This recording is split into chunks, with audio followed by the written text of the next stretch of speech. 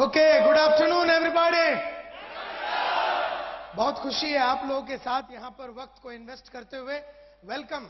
आप लोग यहां पर क्यों आए हैं, मुझे ये जल्दी से जल्दी बता दीजिए कि आप लोग यहां पर क्यों आए। एक एक करके हाथ ऊपर करके बताइए कि आप लोग यहां पर क्यों आए। Yes sir. कुछ जानने के लिए साहब यहां पर आए हैं, कुछ जानने के लिए। Yes sir.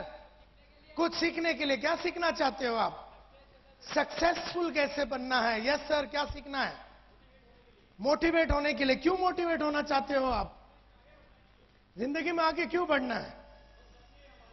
सपने हैं तो क्या हो गया, अभी तक तो जैसी जिंदगी चल रही है वैसे चलने तो क्या प्रॉब्लम है। ओके, तो यहां पर आए हैं सपनों को साकार करने के लिए। कोई मोटिवेट होने के लिए आया है तो कोई सीखने के लिए आए हैं। यहां पर से कोई क्यों आए हैं आप? Yes sir. पैसा कमाना। पैसा कमाने के लिए ये जेंटलमैन यहां पर आए हैं। Yes sir. आग लेने आए हैं।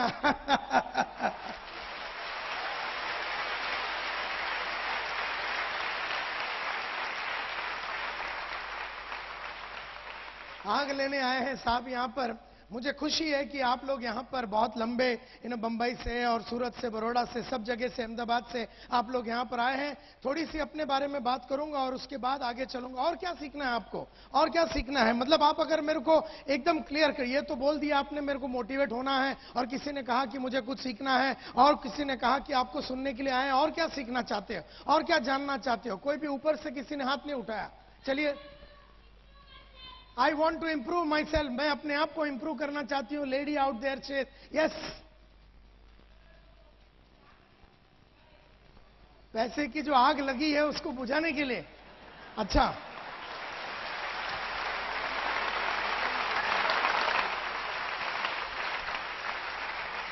Okay. Yes, somebody else. Yes sir.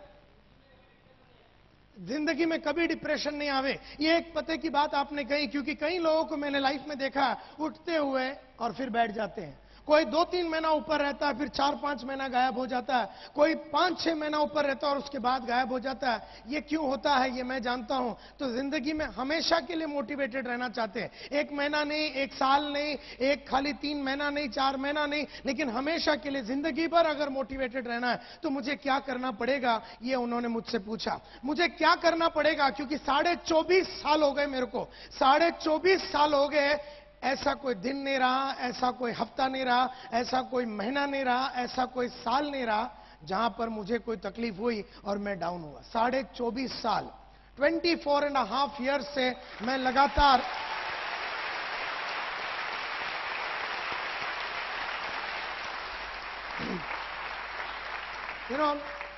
और बताइए क्या सीखना चाहते हैं? और बताइए क्या सीखना चाहते हैं? चलिए जल्दी जल्दी। Success. Yes sir. Network marketing में मुझे इतिहास करना है तो मुझे क्या करना पड़ेगा संतोष नायर? ये जेंटलमैन पूछ रहे हैं। Yes sir. क्या बनने के लिए? समबड़ी बनने के लिए। अच्छा, I am nobody, I want to be a somebody. Somebody बनने के लिए ये यहां पर आए हैं कि कुछ मैं करके दिखाऊं, कुछ ऐसा करके दिखाऊं कि लोग बोले यार इसके माफत बनना है, इस इंसान के माफत बनना है। क्या बात करता है यार, इसकी क्या चाल है, इसकी क्या अदा है, इसकी हर बात में मस्ती है। मैं इसके माफत बनना चाहता हूं, मैं ये समबड़ी बनना चाहता हूं। मैं वो इंसान बनना चाहता हूं जिसको देखने के बाद लोगों के मन में एक determination, dedication, sincerity, honesty, commitment, जुनून, जोश, पागलपन पैदा हो जावे। इस तरह का मैं इंसान बनना चाहता हूं। इसके लिए यहां पर आए हैं। और कोई? चलिए चलिए। Yes sir.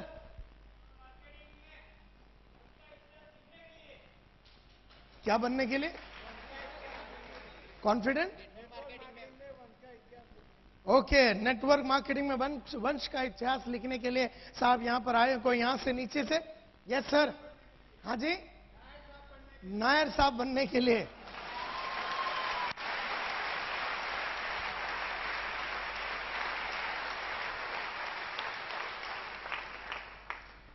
आज से कई साल पहले की बात है, 1983 की बात करता हूं। आज से 23.5-24 साल पहले एसवाई में पढ़ता था। एसवाई बीकॉम यानी कि 14वीं में पढ़ता था। उस जमाने में बीकॉम पढ़ता था। एक जमाने में फादर ने उठ किया, सुबह सुबह फादर उठे, मेरे पिताजी उठे और उन्होंने कहा कि आगे से मैं तेरे को पढ़ा नहीं सकता हूं, आगे से मैं तेरे को पढ़ा नहीं सकता हूं। ये 83 की बात है जब मैं एसवाई बीकॉम में था। आगे से मैं तुझे पढ़ा नहीं सकता हूं, मेरे पास पैसे है नहीं। 18 महीने से भाड़ा नहीं भरा था हमने। 18 महीने से महाराष्ट्र हाउसिंग बोर्ड को हमने भाड़ा नहीं भरा था तो घर खाली करने का नोटिस आ चुका था। बड़ी बहन की उम्र हो चुकी थी, शादी नहीं हो रहा था, पैसे नहीं थे। छोटी बहन की उम्र हो चुकी थी, शादी करने का था, पैसे नहीं थे। बंबई में जितने हमारे आजू बाजू में जितने किराने की दुकान है, जितने दूध वाले हैं, सबसे हमने उधार लिया था। और जब पिताजी ने कहा कि मैं तुझे आगे पढ़ा नहीं सकता हूं, बड़ा दुख हुआ मेरे को। और मेरे सामने दो रास्ते थे, एक या तो मैं पढ़ाई को छोड़ दूं या तो फिर मैं कुछ करूं और अपना पढ़ाई को कंप्लीट करूं। में ऐसा क्यों लगा कि मुझे कम से कम ग्रेजुएट बनना चाहिए, उसका फायदा क्या है मुझे आज तक नहीं समझ में आया, ये बात अलग है। लेकिन मैं बनना चाहता था एक ग्रेजुएट तो कम से कम। तो मैंने क्या किया, 1983 में मेरे दोस्त के साथ मैंने सुबह 1983 में जब ये बात हुई, एक दिन सुबह उठ के मैंने न्यूज़पेपर का धंधा चालू कर दिया। घर घर में जाके मैं न्यूज़पेपर डालता था। लोखंड वाला कॉम्प्लेक्स बोल के बंबई में एक जगह है, वहां पर मैं घर घर में जाके न्यूज़पेपर डालता था। और न्यूज़पेपर डालने के बाद शाम सुबह 7:30-8 बजे के करीब मैं कॉलेज में जाता था पढ़ाई करने के लिए। दोपहर के टाइम पे मैं अकाउंटेंट का नौकरी करता था चीरा बाजार बोल के जगह में बंबई में, और रात के टाइम पे मैं ट्यूशन लेता था। इस तरह से 600-700 रुपए कमा के जब मैं मेरे फादर के हाथ में, पिताजी के हाथ में देते थे, तो उनको ऐसा लगता था कि 6-7 करोड़ रुपए के बराबर है। और ये पैसा जब उनके आंखों में वो चमक देखता था, मुझे ऐसा लगता था इस दरिद्रता से, इस छोटी जिंदगी से, इस बहुत ही तकलीफ वाली जिंदगी से मुझे निकलना है। लेकिन मुझे नहीं मालूम था करना क्या है। जो भी मुझे आता था वो मैं कर रहा था। जिंदगी ऐसी बीत रही थी, जिंदगी को बिता रहा था, जी नहीं रहा था, जिंदगी को बिता रहा था इस तरह से। तो एक दिन रात चलते चलते 1985 में मिल गया मेरे को स्वामीनाथन अय्यर, जो मेरे साथ स्कूल में पढ़ता था। अय्यर ने मुझसे पूछा, संतोष तू करता क्या है? और अय्यर तब जॉन वायत इंडिया लिमिटेड बोल के फार्मास्यूटिकल कंपनी जो दवाई बनाती है, उस कंपनी में मेडिकल रिप्रेजेंटेटिव था। अय्यर ने मुझसे पूछा, संतोष तू करता क्या है? मैंने पूरी कहानी बता दी। मैंने कहा कि रोज सुबह न्यूज़पेपर डालता हूं, दोपहर को उसके बाद कॉलेज जाता हूं, उसके बाद अकाउंटेंट की नौकरी करता हूं, और रात को मैं ट्यूशन लेता हूं। तो अय्यर ने मेरे को ऊपर से नीचे तक देखा और बोला, यार संतोष तुझे याद है कुलकर्णी तुझे मालूम है? अपने गली का कुलकर्णी पिछले 32 साल से न्यूज़पेपर डाल रहा है। जिस पेड़ के नीचे से उसने अपने धंधे को चालू किया था, उसी पेड़ के नीचे आज भी वो बैठा है। अगर तू ये सोचता है कि घर घर में जाके न्यूज़पेपर डालने से अगर तू पैसे वाला बनेगा, ये तेरी सबसे बड़ी गलतफहमी होगी संतोष। खाली अगर 2 वक्त की रोटी चाहिए और जीना है सिर्फ पैसे भी करके, तो बात अलग है, न्यूज़पेपर ही नहीं कोई भी धंधा कर सकते हो। लेकिन अगर जीवन में बहुत बड़ा आदमी बनना है तो न्यूज़पेपर से काम नहीं चलेगा। और तू बोलता है अकाउंटेंट का नौकरी कर रहा है, आज तुझे 400 रुपया दे रहा है वो सिंधी फाइनेंसर जिसके उधर तू काम कर रहा है, अगले साल 500 हो जाएगा, अगले साल 600 हो जाएगा, अगले साल 700। आज से 15 साल के बाद जब तेरी उम्र 35 की होगी, तेरे 3,500-4 हजार का पगार होगा। अब 35 बरस का उम्र का आदमी 3,500-4 हजार रुपया जब कमाएगा, वो अपने बीवी बच्चों को किस तरह की जिंदगी देगा, वो अपने माँ बाप के कौन से सपने पूरे करेगा, इसका तू अंदाज अभी का भी लगा सकता। तुझे 15 साल बिताने की जरूरत नहीं, मैंने तेरी कहानी अभी की अभी बता दी। 15 साल के बाद क्या होगा मैं तेरे को अभी बता दिया। बंबई की किसी गली में वही 3-4 हजार रुपया का तू अकाउंटेंट बन के रह जाएगा। और ये जो ट्यूशन लेता, आज एक ट्यूशन के लिए 100 रुपया मिल रहा है, कल 200, 2 हो जाएगा, 3 हो जाएगा, 4 हो जाएगा। लेकिन एक बात पक्का है संतोष नायर, तू जिंदगी में बड़ा आदमी कब ना बन सकेगा, कभी ना बन सकेगा। तू कभी वो पैसे नहीं कमा सकेगा जिसकी वजह से तेरे फादर की ये जो उधारी है और तकलीफ है, इससे तू कभी अपने फैमिली को बाहर नहीं निकाल सकेगा। तेरे बाप ने उधार लिया, तू भी उधार लेगा। तेरे बाप तकलीफ में जिंदगी बिताया, तू भी निकालेगा वैसे ही जिंदगी। तेरे मां बाप के सपने कभी पूरे नहीं होंगे। तू जिस औरत से शादी करेगा उसको तू कभी ताजमहल दिखा नहीं पाएगा।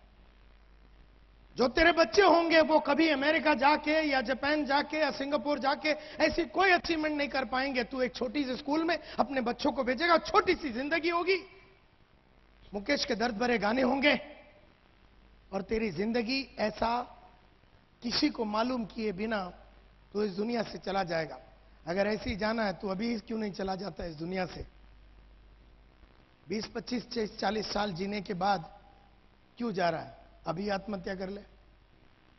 जब अय्यर ने इस तरह से मुझसे पूछा तो मुझे ऐसा लगा यार आग लग गई मेरे अंदर। मैं बोला यार ये क्या लाइफ है? और मैंने देखा कि मेरे फादर ने किस तरह से लाइफ जिया, और उनके जो जितने कलीग्स थे, फ्रेंड्स थे, उनके भाई लोग थे, जिस तरह से उन्होंने लाइफ जिया, तो मेरे को पूरा 30-40 साल का मेरा कहानी सामने नंगा नजर आ गया। और तब मैंने डिसाइड किया, यस, कुछ करना तो पड़ेगा। और वो टाइम पे मैंने स्वामीनाथन अय्यर से पूछा कि अय्यर करना क्या पड़ेगा मुझे, अय्यर मुझे करना क्या पड़ेगा। अय्यर से मैंने जब पूछा कि मुझे करना क्या पड़ेगा, अय्यर ने मुझसे कहा कि जिंदगी बनानी है, नाम कमानी है, शौहरत कमानी है, इज्जत कमानी है, पैसे कमाने हैं, अपने एक एक सपने को पूरा अगर करना है तो एक ही प्रोफेशन है, एक ही धंधा है, एक ही प्रोफेशन है। उस प्रोफेशन में अगर तू चला गया तो तू नाम, इज्जत, शौहरत सब कुछ कमा सकेगा, और वो है profession, the profession of sales. Sales के प्रोफेशन में चला जा, बेचने की प्रोफेशन में चला जा, और अगर तू उस प्रोफेशन में अगर ईमानदारी के साथ वो सब किया जो करना चाहिए, तो तू जीवन में जो जो करना चाहता है, जितने भी तेरे सपने हैं, सब कुछ साकार हो जाएंगे। लेकिन मैंने आज से अय्यर से पूछा, लेकिन यार मुझे तो सेल्स के बारे में कुछ भी नहीं मालूम, मेरे को तो खाली debit what comes in, credit what goes out, debit expense and losses, credit incomes and profit, जो हमने अकाउंटेंसी में सीखा था, जो बीकॉम में सीखा था, वो आता है, लेकिन मुझे तो सेल्स के बारे में कुछ नहीं मालूम।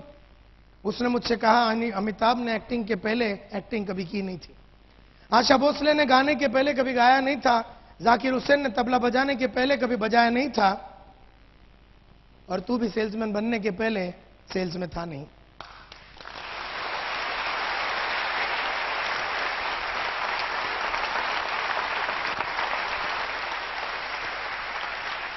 तो कोई भी इंसान कोई भी एक प्रोफेशन में मास्टरी करके मां के कोख से नहीं आता।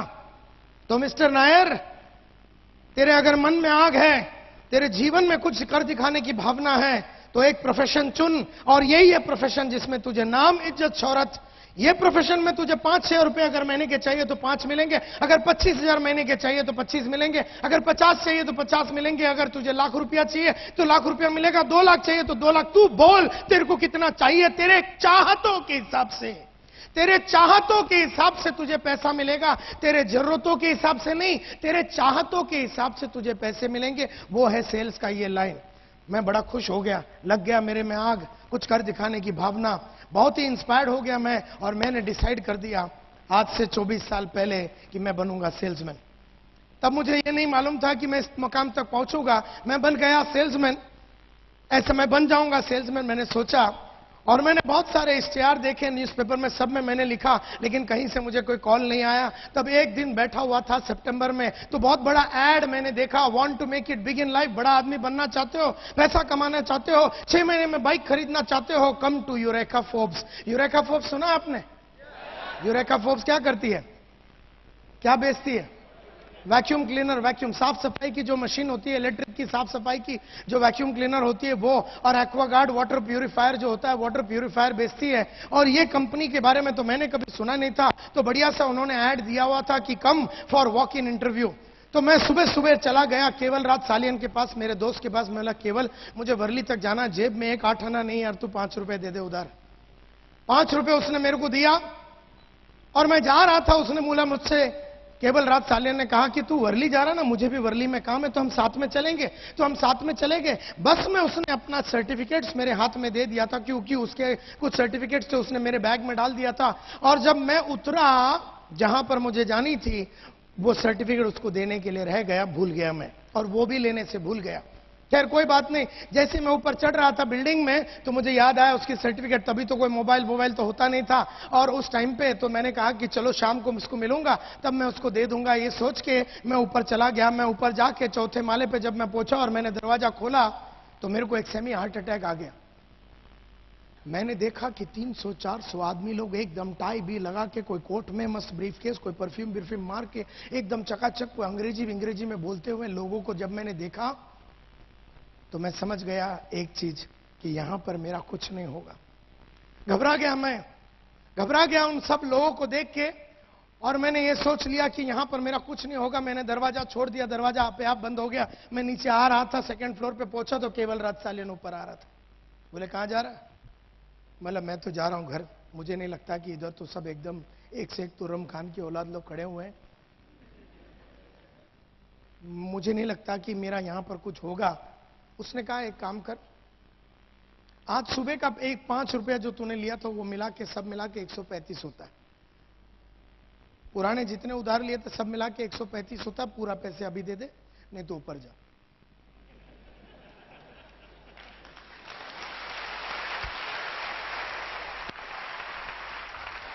पैसे की मजबूरी,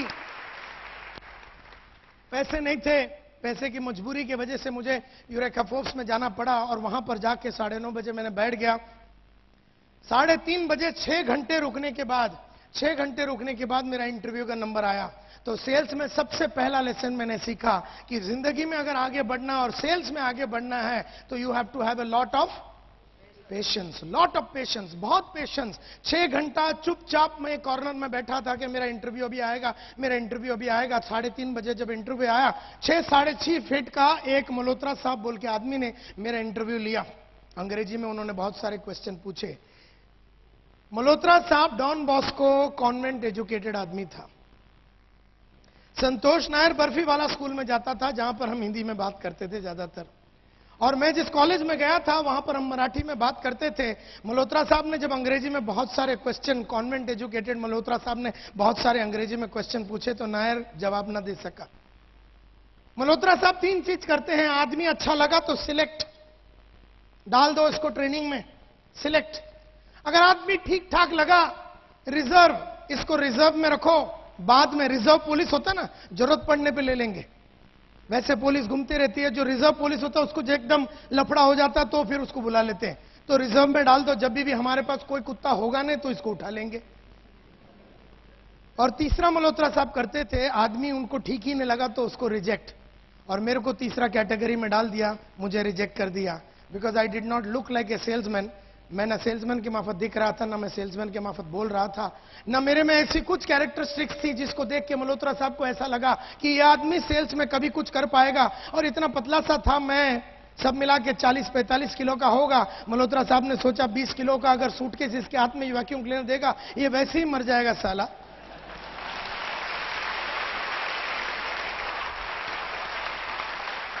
मल्होत्रा साहब ने रिजेक्ट कर दिया, मल्होत्रा साहब ने रिजेक्ट कर दिया तो उन्होंने कुछ बताया नहीं। उन्होंने ये बताया 15 दिन में बताएंगे। ये तो मुझे आज मालूम पड़ता है 15 दिन में बताने का मतलब है कि रिजेक्ट हो गया। तो मैंने बोला यस सर, 15 डेज में आप बताइए, कोई प्रॉब्लम है नहीं। मैं घर गया, बड़ी खुशी से अपने माँ को पूरे डिटेल में समझा दिया कि मैं आज इंटरव्यू देने गया था। मैंने पूछा कौन सी कंपनी में, यूरेका फोर्ब्स। बोले वो कौन सी कंपनी है? मैंने भी पहले सुना नहीं था। बोले तुझे करना क्या? बोला मेरे बोला कि घर घर में जाना पड़ेगा। घर घर में जाना पड़ेगा, एक घर में जाना पड़ेगा। और घर में जाके क्या करने का? मतलब घर में जाके वैक्यूम क्लीनर बेचना पड़ेगा। 18 किलो का सूटकेस है, वो सूटकेस लेके एक घर में जाना पड़ेगा, उसका डेमोन्स्ट्रेशन। बोले ये वैक्यूम क्लीनर क्या चीज होती है? मतलब वो तो मुझे भी नहीं मालूम। उन्होंने बताया कि कुछ साफ सफाई की मशीन है, ये घर में जाना है और जाके बेचना है। तू घर जाएगा? तू ये 18 किलो का सूटकेस लेके घर जाएगा? मेरी मां इतनी घबरा गई कि केस पहुंच गया के.एस. नायर के दरबार में। अब के.एस. नायर मेरा बापू है, और दुनिया का जितने भी बड़े टेररिस्ट होते हैं, अगर दुनिया का नंबर 1 टेररिस्ट कोई एक आदमी है तो मेरा बाप दूसरा नंबर में आता है। इसका मतलब यह है कि इतना खतरनाक उसका बिहेवियर है कि हमारे खानदान में उसके 1 किलोमीटर के रेडियस में कोई कुत्ता जाता नहीं।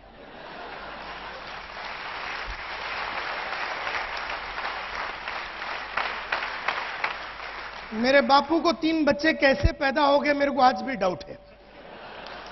मेरी मां उससे आज भी इतनी घबराती है कि उसके सामने गई कैसे और मैं पैदा कैसा हुआ, ये भी मेरे को आज एकदम टेंशन में है।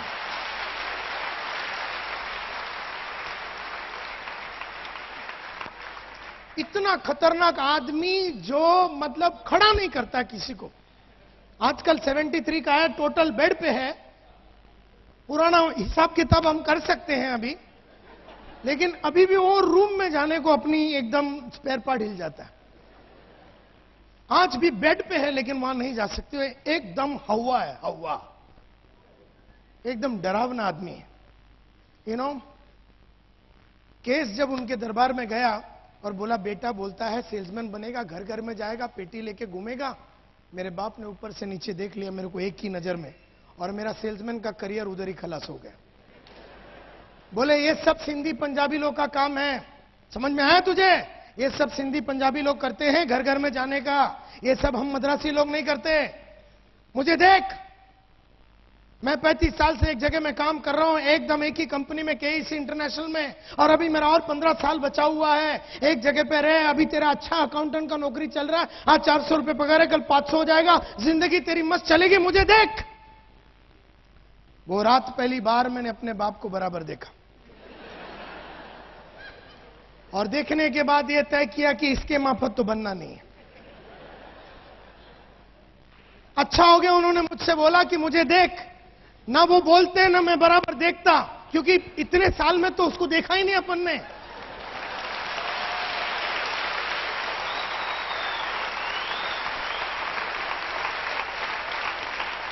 वो रात देखने के बाद तय हो गई बात कि इसके माफत तो बनना नहीं है। इसने तो कुछ भी नहीं किया ऐसा जिसको देख के हम उसके माफत बने। तो यह बात तय हो गई कि फादर के माफत बनना नहीं है।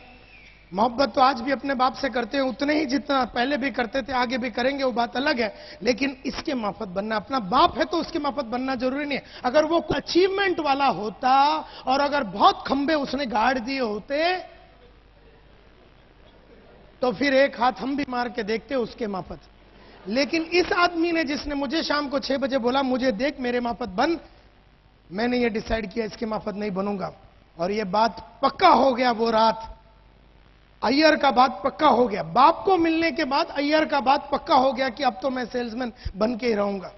लेकिन उनको बताया नहीं, क्योंकि घबराता था मैं उनसे, और मैंने कुछ बताया नहीं। और यहां से भी कोई कॉल नहीं आया। महीना भर बीत गया, कोई कॉल ही नहीं आया यूरेका फोर्ब्स से। तो एक मतलब कहानी ऐसी जाती है कि आधा बंबई मल्होत्रा साहब संभालते थे।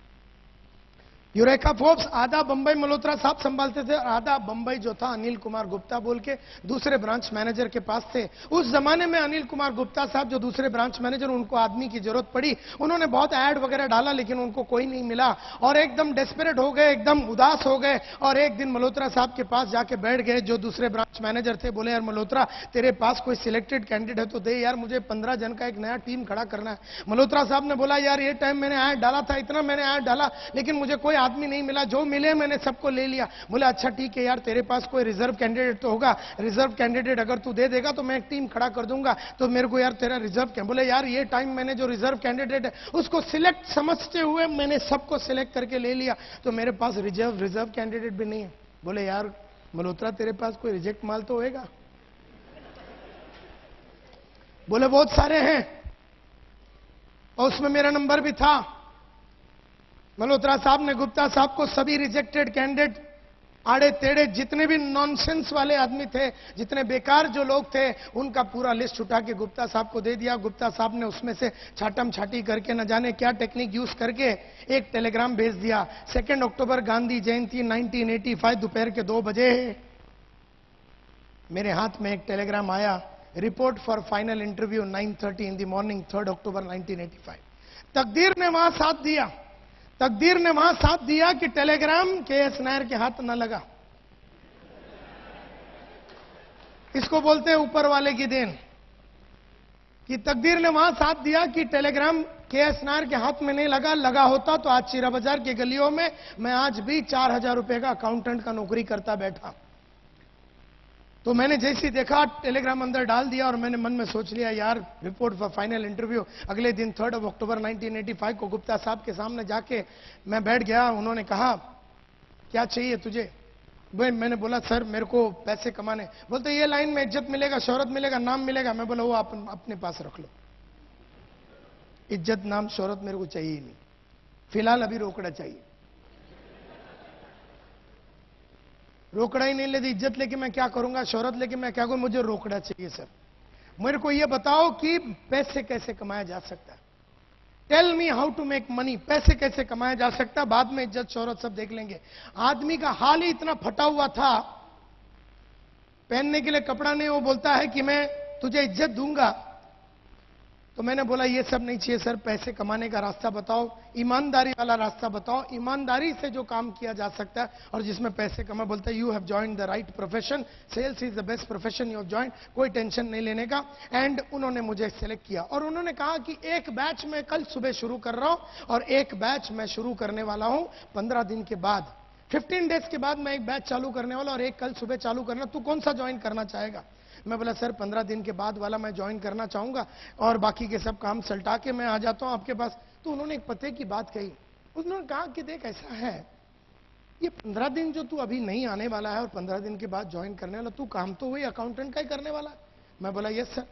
अब ये अकाउंटेंट के काम में तू कुछ नया सीखने वाला है? बोला नहीं, वही तू काम करेगा जो पिछले कई सालों से कर रहा है। Debit what comes in, credit what goes out. तू कुछ नया सीखने वाला नहीं है।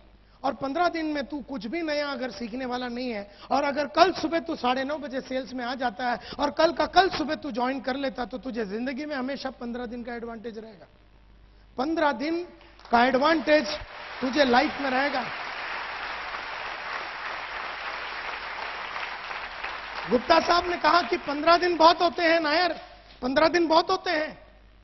15 दिन में तो जिंदगी बन जाती है बॉस। 15 दिन में तो करियर बनने का नींव बन सकता है। बात मेरे को गुप्ता साहब की जमी और मैंने कहा कि सर कल सुबह 9:30 बजे आ जाता हूं। और मैं वहां जाके अपना वो जो भी था अकाउंटेंट का नौकरी वगैरह मैंने रिजाइन करके अपने बापू को फोन लगा दिया अपने कंपनी में। अब तुम खाली अंदाज लगा सकते हो कि हिंदी में जितने भी, हमारे मलयालम लैंग्वेज में जितने भी मां बहन की गालियां हैं, सब मेरे बाप ने मेरे को ही सुना दी है। सब सुना दिया। मेरे को बोलता तेरे को अक्ल है नहीं, ये नहीं, वो नहीं, तेरा मामा भी वैसे ही था, तेरा मामा को मैंने बोला था आर्मी नहीं छोड़ना, उसने भी कीड़े हैं उसको, तेरे में अतरंगी कीड़े हैं, ये है वो है करके उन्होंने इतना गाली दिया, इतना गाली दिया कि मैं सुनता रहा। और एक पॉइंट आया जहां मैंने बोला बस। पहली बार साला टेररिस्ट भी चुप हो गया। मैं बोला देखो, वो जो 600 रुपए मैं आपको दे रहा हूं, और अगर मैं आपका बेटा हूं और हर महीने अगर 30 तारीख बोल के एक दिन होगा, हर महीना 30 तारीख बोल के अगर एक दिन होगा, और अगर मैं जिंदा हूं और बंबई शहर के अंदर हूं, तो 600 रुपए जो मैं आजकल आपको देता हूं वो तो आपको मिलेंगे। भले मैं आपके साथ रहूं या भले मैं आपके साथ ना रहूं, लेकिन 600 रुपए आपको मिलेंगे। मुझे मत रोकिए अभी। 20 साल में पहली बार 40 सेकंड मेरे को हिम्मत आई, और उसके बाद 42 साल, हमसे 22 साल वो हिम्मत कभी आई नहीं। यानी 42 इयर्स में सिर्फ वो 30 सेकंड मेरे बाप को नकारने का मेरे में हिम्मत आया। कहने का मतलब ये है, इस प्रोफेशन में आने के लिए, सेल्स में आने के लिए मेरे लिए बहुत तकलीफें मैंने झेली, और मैंने अपने फादर को बोला कि मैं करियर इसी में बनाऊंगा। मेरे फादर को मालूम नहीं क्या झटका आ गया। बोला अच्छा ठीक है, ऐसे तू टेंशन मत ले, ठीक है कोई बात नहीं, क्योंकि मैंने तो कभी यूरेका फोर्स सुना नहीं, और कोई चोर कंपनी है, पैसे वैसे अगर नहीं मिले तो तेरा ये नौकरी भी चला जाएगा। मैं बोला जो भी होगा अपना हालत इससे तो खराब हो ही नहीं सकता।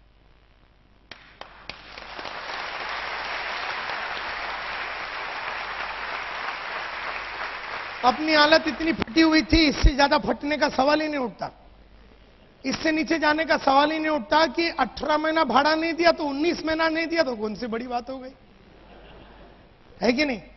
महाराष्ट्र हाउसिंग बोर्ड एक और नोटिस भेज देगा, उसमें कोई फर्क नहीं पड़ता, क्योंकि अभी तो भाड़ा दिया ही नहीं है। अगर 4 किराने वाले से उधार ले लिया तो 5 से लिया और थोड़ा बदनाम हो गया, वैसे भी बदनामी है।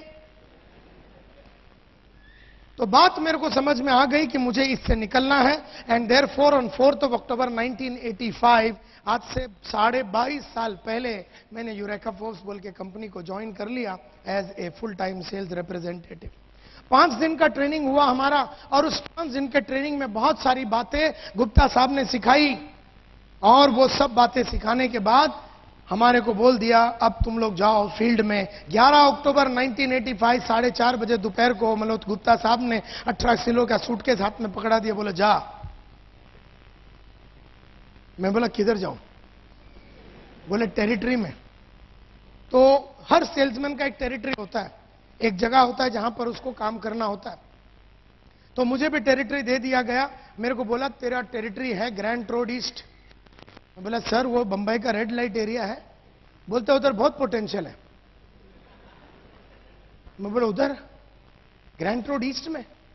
बोले हाँ तेरा टेरिटरी वो है।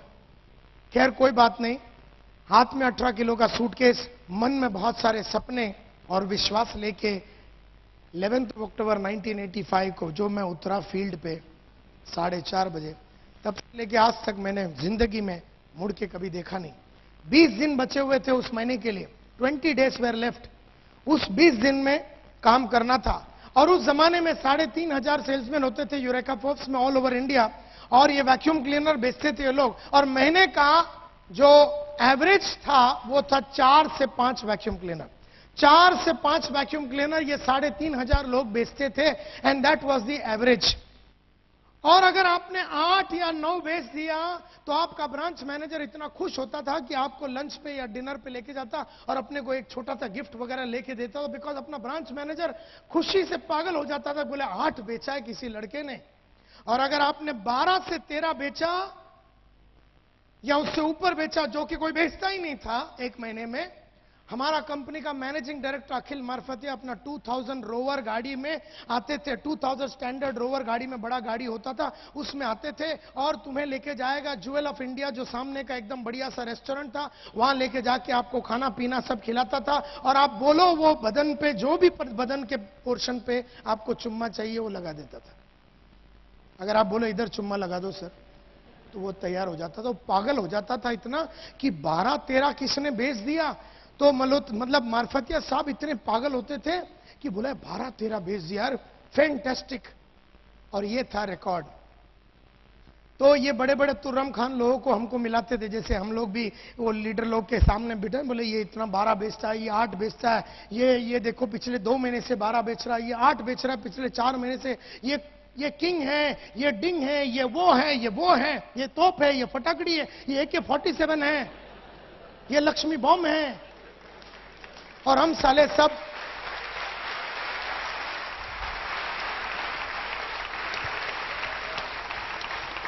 उन लोगों को देखने के बाद एहसास हो गया तो हम तो अपटी बॉम्ब है करके।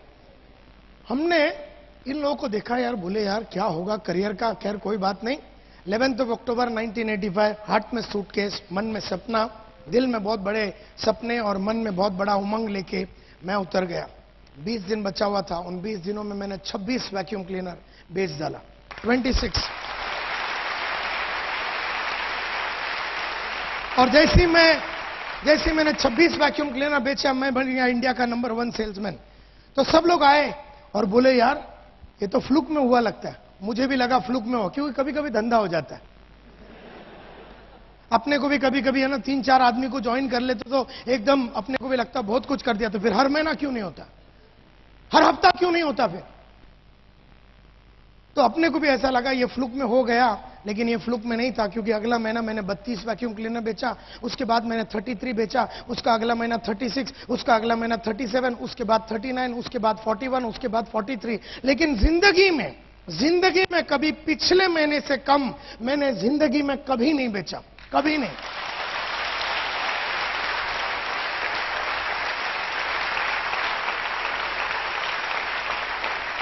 और ये फिलॉसफी रहा लाइफ का कि मैंने जिंदगी में जितने पैसे लास्ट महीने में कमाया उतना मैं कभी नहीं कमाता हूं। ये मेरा फिलॉसफी है। अगर लास्ट महीना 1 लाख कमाया तो ये महीना 1.25 लाख कमाऊंगा, और अगर ये महीना 1.25 लाख कमाया तो अगले महीना 1.5 लाख। कभी पिछले महीने से कम मैंने लाइफ में 23 साल में नहीं कमाया, लाइफ में। ये फिलॉसफी है मेरा। तो बन गया इंडिया का नंबर 1 सेल्समैन। तो उन्होंने मेरे को बना दिया ग्रुप लीडर, तो मैं बन गया इंडिया का। 4 लड़के मेरे नीचे डाल दिए, मैं बन गया इंडिया का नंबर 1 ग्रुप लीडर। तो मुझे बना दिया सेल्स सुपरवाइजर 12 लोगों के साथ, मैं बन गया इंडिया का नंबर 1 सेल्स सुपरवाइजर। तो डाल दिया मेरे नीचे 29 लोग और मुझे बना दिया ब्रांच मैनेजर, और मैं बन गया इंडिया का नंबर 1 ब्रांच मैनेजर। और उसके बाद मैं डेप्यूटी डिविजनल सेल्स मैनेजर बना, divisional sales manager, senior divisional sales manager, area sales manager, regional sales manager बन गया। और 1994 में जब मैंने यूरेका फोर्ब्स छोड़ा, I was the youngest, fastest growing and the richest employ in the history of Eureka Forbes. और मैं join कर लिया सीज फायर बोल के एक fire extinguisher company, cease fire extinguisher company, आग बुझाने की एक कंपनी को ज्वाइन कर दिया एज डेप्यूटी जनरल मैनेजर। फिर उस कंपनी का मैं जनरल मैनेजर बना। फिर उसके बाद मैं एक ट्रेनिंग कंपनी ज्वाइन किया, टीम प्रोडक्टिविटी बोल के, मैं वहां का वाइस प्रेसिडेंट था। उस कंपनी का मैं डायरेक्टर बना। और उसके बाद 7 साल पहले मैंने अपनी खुद की कंपनी चालू की जिसका नाम है स्मार्ट कंसल्टेंसी। स्मार्ट कंसल्टेंसी जो है,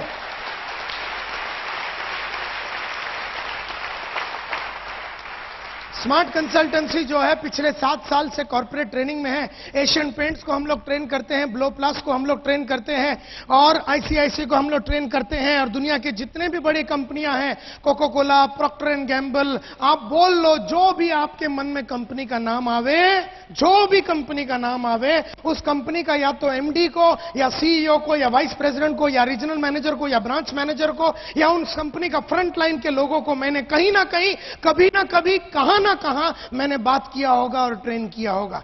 करीबन 200 टॉप कंपनियां इंडिया के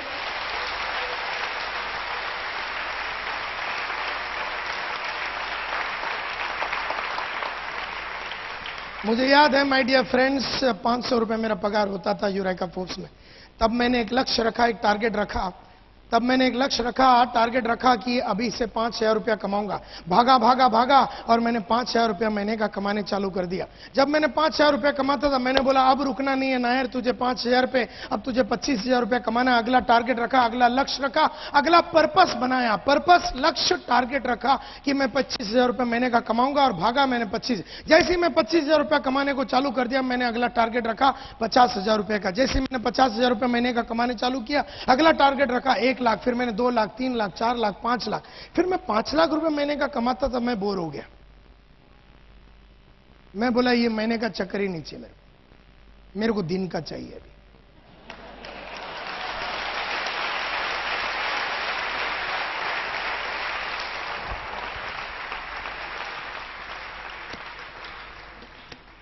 तब मुझे याद है पहला बार मैंने दिन का टारगेट रखा कि दिन में 3,000 कमाऊंगा। जब मैं 3,000 रुपया कमाया, थोड़े दिन मैंने कमाया, बोला नायर रुकना नहीं, क्योंकि रुका हुआ पानी और ठहरा हुआ इंसान दोनों सड़ जाता है।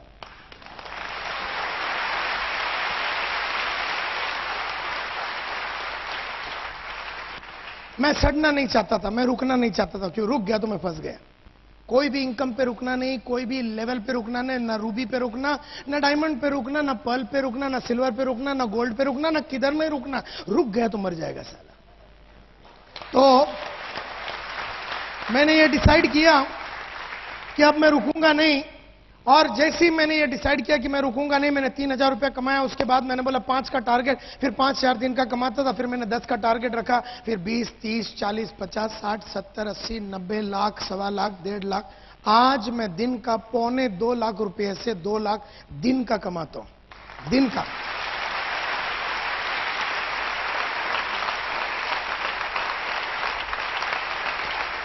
और अगर आप मेरा ट्रेनिंग कैलेंडर, मेरा ब्रीफकेस खोल के मेरा ट्रेनिंग कैलेंडर देखेंगे, हर दिन बुक्ड हूं। आने वाला 5 महीने में एक दिन मिलेगा नहीं आपको, अगर आपको मेरा ट्रेनिंग चाहिए। पूरा 5 महीना बुक्ड है और सबका पैसा एडवांस में ले लिया है।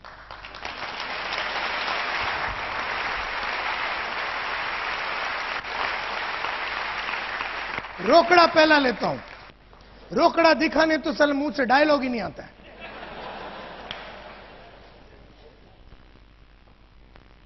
लेकिन आजकल मैं बड़ा दुखी हूं, क्योंकि इस तरह की गरीब जिंदगी में जी नहीं सकता हूं। अब मेरे को ये 1.5, 2.25, 2 लाख रुपए से काम नहीं चलेगा। अब मेरे को दिन का 5 लाख रुपया चाहिए। तो आजकल जो किताबें पढ़ रहा हूं, आजकल जो किताबें पढ़ रहा हूं, वो मुझे 5 लाख तक लेके जाएगी।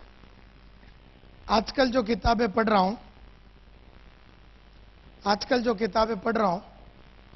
वो मुझे 5 लाख पे लेके जाएगी। आजकल जो किताबें पढ़ रहा हूं, वो मुझे 5 लाख पे लेके जाएगी। आजकल जो किताबें पढ़ रहा हूं, वो मुझे 5 लाख पे लेके जाएगी। आजकल जो किताबें पढ़ रहा हूं, वो मुझे 5 लाख पे लेके जाएगी।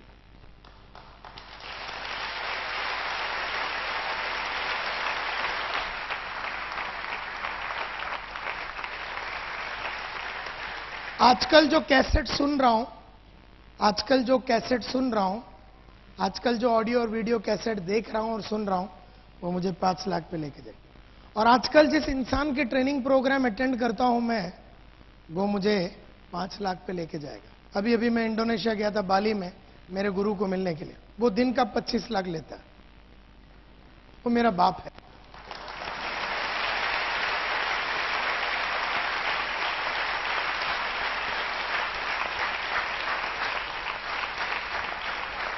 नाम है इसका रॉजर हैमिल्टन। वो जिसके पास जाता है वो दिन का 1 करोड़ लेता है। तो प्लीज अंडरस्टैंड, मैं उन लोगों के संगत में हूं जो मुझे 25 लाख दिन का कमा के दे सकते हैं। मैं आजकल वो बुक पढ़ रहा हूं जो मुझे 25 लाख दिन का कमा के दे सकती है। आजकल मैं वो वीडियो देख रहा हूं जो मुझे दिन का वो पैसा ला के दे सकती। तो प्लीज अंडरस्टैंड, ये जितने भी टाइम पैसे ऊपर गए, ये ऊपर गया। ये बाहर से तो अच्छा हुआ ही हुआ, लेकिन ये ऊपर गया। प्लीज अंडरस्टैंड,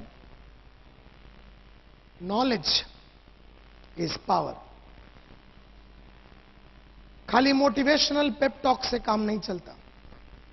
आदमी के अंदर नॉलेज होना चाहिए। जितना ज्यादा नॉलेज, क्योंकि मैं एक चीज समझ गया, अगर मैं 3000 कमा रहा हूं दिन का, तो मेरे पास 3000 की समझ है। और अगर मैं 30,000 कमा रहा हूं तो मेरे पास 30,000 की समझ है। और अगर मैं 3 लाख कमा रहा हूं तो मेरे को 3 लाख की समझ है, 3 लाख की अंडरस्टैंडिंग है, 3 लाख का विचार है। प्लीज अंडरस्टैंड, जब भी आपको अगला लेवल पे जाना है, पढ़ाई को बढ़ाओ। ऐसे इंसानों के संगत में रहो जो आपको वो अगले लेवल पे लेके जा सकता है। ऐसे ऑडियोज और वीडियो, बाहर अगर आप जाएंगे तो 70 वीडियोज है मेरे, 70। हर वीडियो में आपको जीवन में कैसे आगे बढ़ना है इसके बारे में पूरा डिटेल दिया हुआ है। मुझे याद है my dear friends, railway station पे 2 रुपए का पेन मिलता था, शार्प का। तो 2 रुपए का पेन रखता था। जब मैं 2 रुपए का पेन रखता था, मैंने कहा अब मैं 2 रुपए का पेन नहीं रखूंगा क्योंकि इस पे रुकना नहीं है। तो 40 रुपए का विल्सन का पेन आता था, तो मैंने वो पेन रखने चालू किए। 40 रुपए का पेन रखता था, मैं बोला नायर साहब इस पे रुकना नहीं, क्योंकि रुका हुआ पानी और ठहरा हुआ इंसान दोनों सड़ जाता है। तो वहां से मैं 100 रुपए के अगला फ्लेयर का पेन आता है, उस पर चला गया। जब मैं 100 रुपए का पेन रखता था, तब मैं अगला टारगेट रखा कि मैं 300 रुपए का पेन रखूंगा, 300-400 रुपए का शेफर का पेन रखता था। और शेफर का पेन रखता तो फिर मैंने 1000 रुपए का क्रॉस पेन रखा, सिल्वर क्रॉस पेन। फिर मैंने 2000 रुपए की गोल्ड क्रॉस पेन रखने चालू किया। इस तरह से अगर ये जो पेन है मेरा, ये 8261 रुपए का है।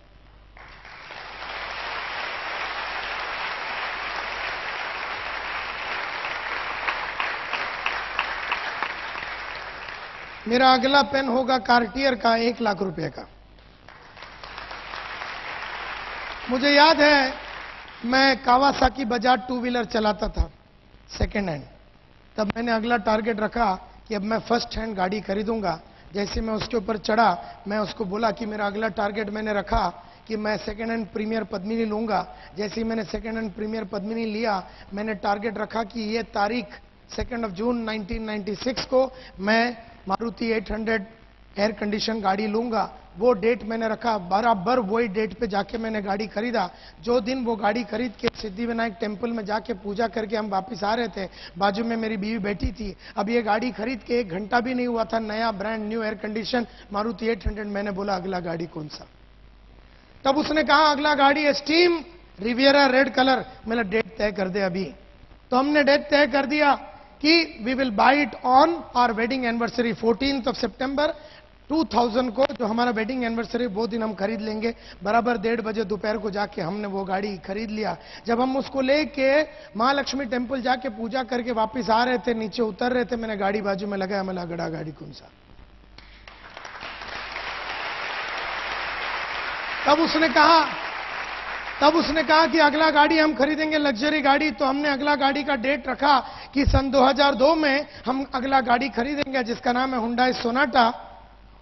और बराबर 18 दिसंबर 2002 को हमने जाके वो गाड़ी खरीदी, सोनाटा। और जैसी सोनाटा लेके प्रेयर करके हम नीचे उतर रहे थे, गाड़ी हमने साइड में लगाया और पूछा अगला गाड़ी कौन सा? और अगला गाड़ी है मेरा मर्सिडीज बेंज 29 सितंबर 2007 3 बजे दोपहर को मैं खरीदूंगा। 80 लाख का गाड़ी है, 80 लाख रुपए का।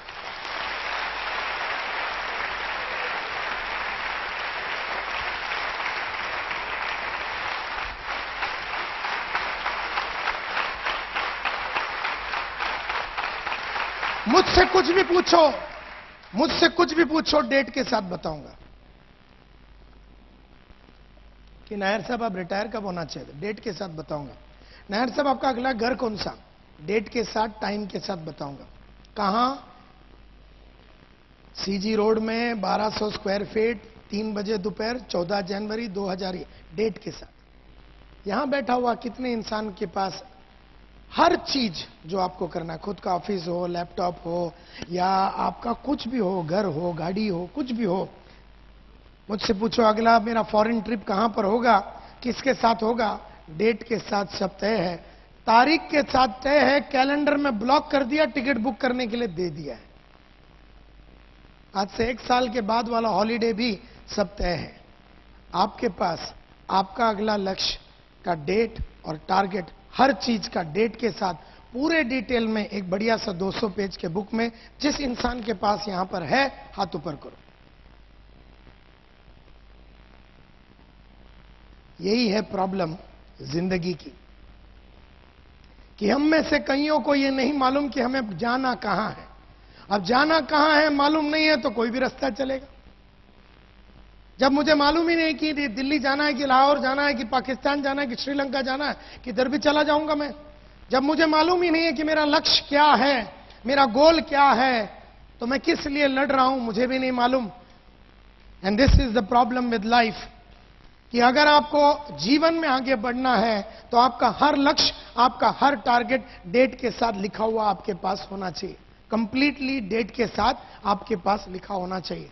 और तभी बनी रहती है ये आग, और तभी बनी रहती है ये आग, न बुझ सकेगी वो, क्योंकि बुझने को तुम दोगे नहीं, क्योंकि एक लक्ष्य के बाद दूसरा लक्ष्य ऑलरेडी लाइन से तय है, लाइन से तू बुझ ही नहीं सकता, तुझे अधिकार नहीं है बुझने का। एक बार लक्ष्य लिख लिया, हम में से कई लोग लक्ष्य लिखते नहीं हैं, एंड देयरफॉर आग हमारे को लगती नहीं है। And this is the problem. जब मैंने पूछा कितने लोगों के पास है, सब मिला के 10 आदमी के पास नहीं है। 1200 आदमी यहां पर बैठे, 10 इंसान के पास डेट नहीं है।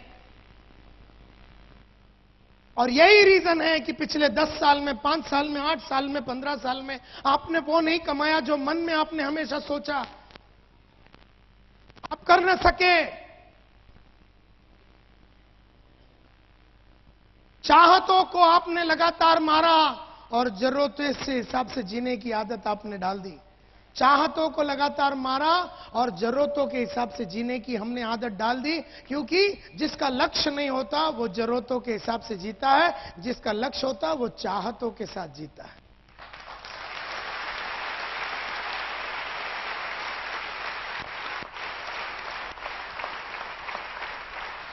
तो मेरी बेटी अगर आके मेरे को बोले, मेरी 3 बेटियां हैं, अगर मेरी बेटी आके बोले कि पप्पा मुझे 20 लाख रुपया चाहिए, सिंगापुर में जाके इंजीनियरिंग करना है, मैं 20 लाख दूंगा। लेकिन हम में से कई लोग की बेटियां अगर आके 20 लाख रुपया मांगे तो हम बोलेंगे देख, और हम कहानी सुना देंगे। और यही कहानी मेरे फादर ने मेरे को अपनी पढ़ाई के बारे में सुनाई थी। और मैं हिस्ट्री को दोहराना नहीं चाहता, मैं अपना बाप बनना नहीं चाहता। अगर मैं बाप हूं मेरी बेटियों का, और अगर हस्बैंड हूं मैं मेरी बीवी का, और अगर बेटा हूं के.एस. नायर का और इंदिरा एस. नायर का, सपने जिसके भी हो मैं पूरा करूंगा।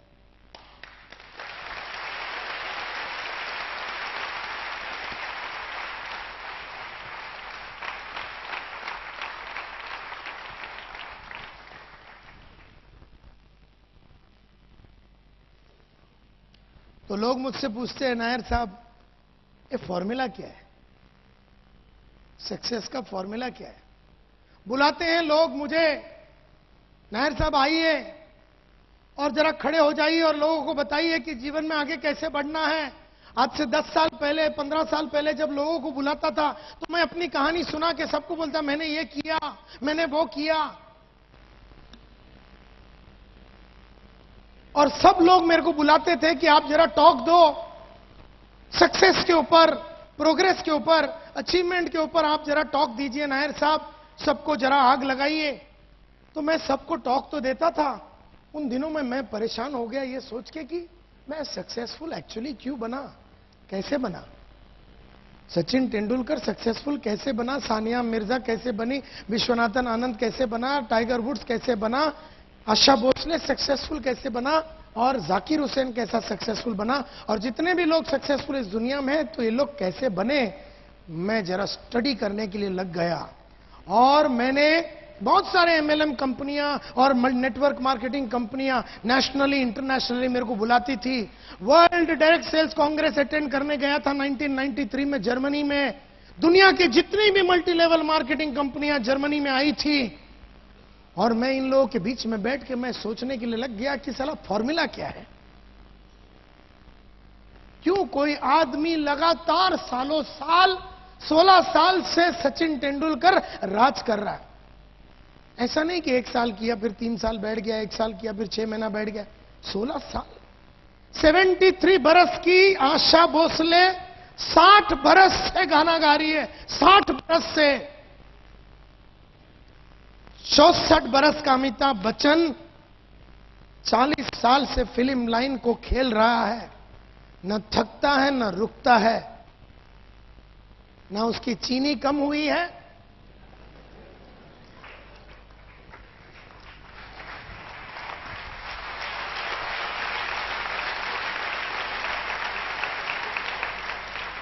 तो मैं बड़ा परेशान हो गया। मैं बोला यार मैं तो खुद सक्सेसफुल हूं और दुनिया का बहुत सारे आदमी सक्सेसफुल है, लेकिन फॉर्मूला क्या है, करते क्या है ये सक्सेसफुल लोग। क्यों अगर एक 100 करोड़ का पॉपुलेशन है इस कंट्री में, तो क्यों सिर्फ 1.5 लाख लोग ही है बहुत अल्ट्रा अमीर इस देश में। क्या फॉर्मूला है। तो मैं एक वॉयेज ऑफ डिस्कवरी पे निकला, बहुत सारे बायोग्राफीज पढ़े, बहुत सारे ऑटोबायोग्राफीज पढ़े मैंने, बहुत सारे मीटिंग्स मैंने ली सक्सेसफुल लोगों की टॉप के, बहुत सारा इंटेंस मैंने सोचा और थिंकिंग किया, और बहुत सारे नेटवर्क मार्केटिंग के आदमी लोगों को मैंने पूरे वर्ल्ड में मिला, पूरे वर्ल्ड में मिला। एमवे से लेके, एवरी श्लेन से लेके, न्यूट्री मैट्रिक से लेके, एएमसी से लेके, दुनिया का टॉप से टॉप कंपनी में मैं गया और मल्टी लेवल मार्केटिंग का एक एक इंसान की जीवन को स्टडी किया। स्टडी करने के बाद मुझे समझ में आ गया कि मैं क्या ढूंढ रहा हूं। मैं ढूंढ रहा हूं the common denominator of success. Success का कॉमन फॉर्मूला क्या है, और जो कि मैं वो ढूंढ रहा था तो मुझे वही मिला। मैं ढूंढ रहा था ये कि सक्सेस का फॉर्मूला क्या है। नजरें जो आपकी ढूंढती है और मन जो आपका सोचता है, वहां तक आपकी आंखें आपको पहुंचाई देती है। तो मुझे समझ में आ गया फॉर्मूला क्या है सक्सेस का। तब मुझे समझ में आ गया कि सक्सेस एवरीबॉडी वांट्स इट, सबको चाहिए, यस और नो, सबको चाहिए। किसी को भी पूछो, अहमदाबाद के गली में जाओ, सूरत के गली में जाओ, ऐसा कोई आइटम नहीं मिलेगा आपको जो बोलता मेरे को होना ही नहीं है। सबको चाहिए। यहां बैठा हुआ 1200 को चाहिए, तो फिर मिलती क्यों नहीं सबको? सबको क्यों नहीं मिलती? क्यों नहीं बन सकते हम डायमंड? क्यों नहीं बन सकते हम रूबी, एमरल्ड या जो भी है? क्यों सब लोग नहीं कमा सकते 3 से 4, 5 लाख रुपए महीने का? सबको चाहिए सक्सेस, ये मेरे को समझ में आया। तो मुझे लगा हार्डवर्क, हां सक्सेस का फॉर्मूला हार्डवर्क होगा, हां फॉर्मूला हार्डवर्क होगा। तो मैं बड़ा खुश हो गया, लेकिन मेरी खुशी 3 मिनट की थी, क्योंकि अगर सक्सेस का फॉर्मूला हार्डवर्क है तो मेरे बाजू में एक रिक्शा वाला रहता है। पिछले 27 साल से रिक्शा चलाता हूं। सुबह जाता है, बहुत लेट रात को आता, बहुत मेहनत करता है, लेकिन उसने कुछ नहीं कमाया। और मैं ऐसे हजारों इंसानों को जानता हूं जो सुबह से लेकर रात तक बहुत मेहनत करते हैं लेकिन पैसा नहीं बनाया। तो मेरे को फॉर्मूला समझ में आ गया कि हार्डवर्क का सक्सेस से कोई कनेक्शन ही नहीं।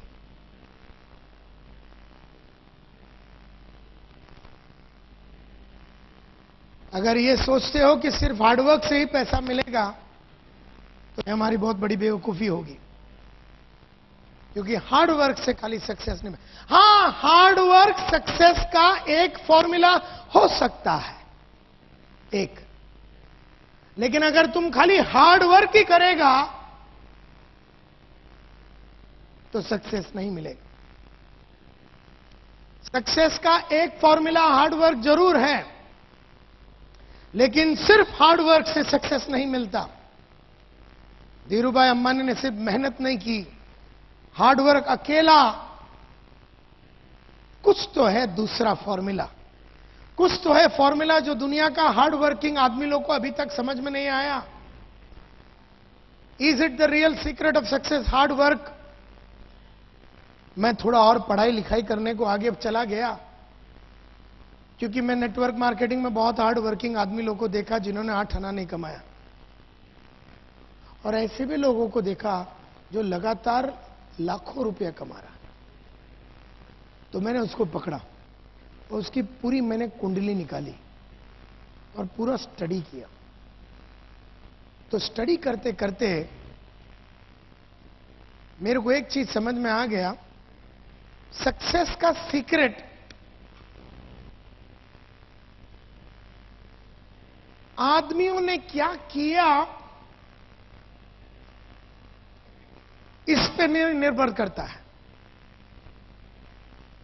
जैसे हम बोलते हैं सचिन तेंदुलकर को देख,